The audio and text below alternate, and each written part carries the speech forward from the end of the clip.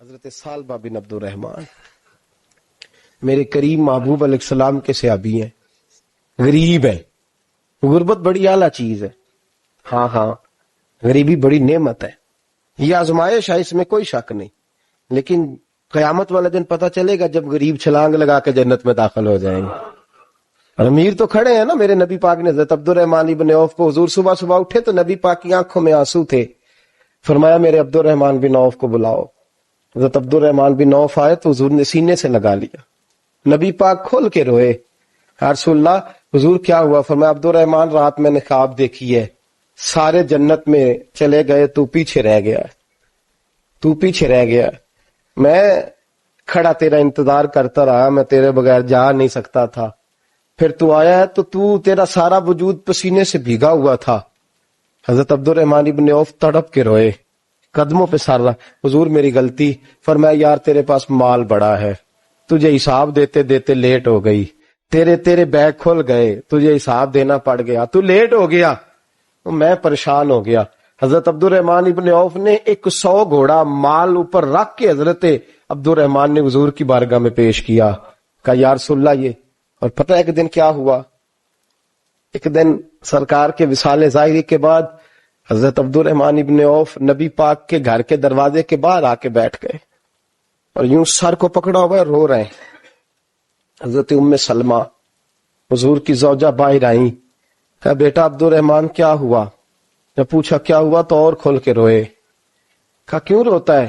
کہا اماں جی جب تک میرے محبوب حیات ظاہری میں تھے مجھے بتاتے تھے یہ مال نہ کما، یہ کم. میں حضور سے بات کرتا تھا تو حضور روک دیتے تھے.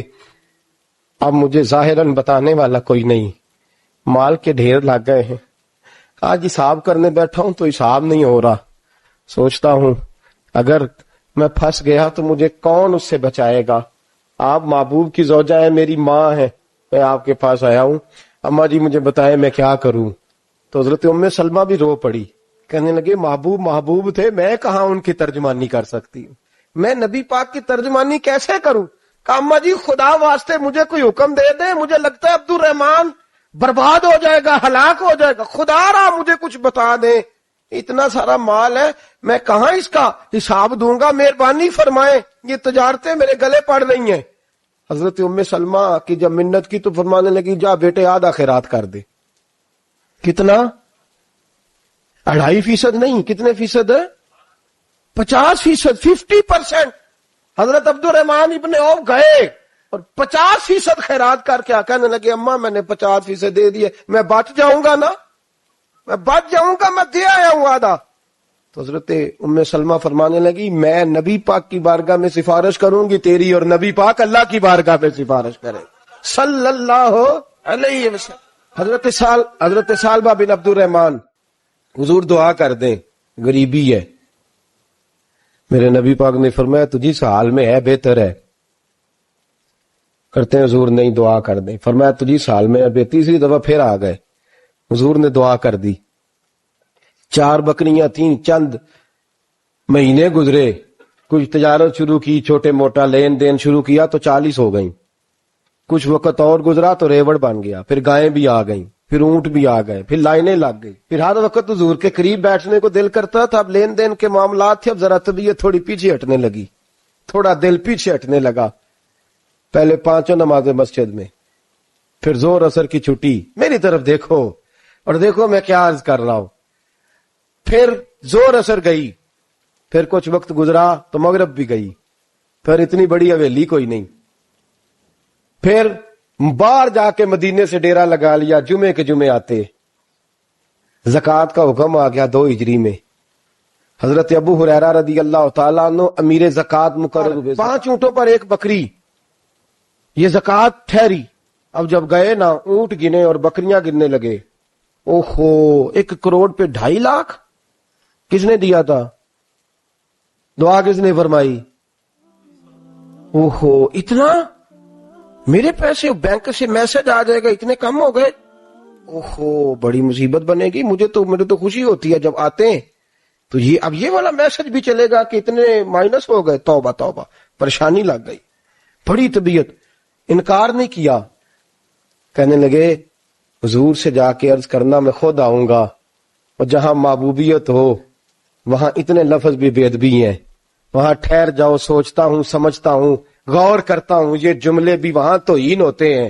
محبوب ہو اور وہاں انسان سوچ سمجھ کی بات کرے، وہاں انسان، بابا بلے شاہ صاحب نے کہا عقل آخ دی چگے نو سام کے رکھ، عشق آخ دے بال کے سیکنا چاہیے ہے، کہا جا کے کہنا میں آؤں گا۔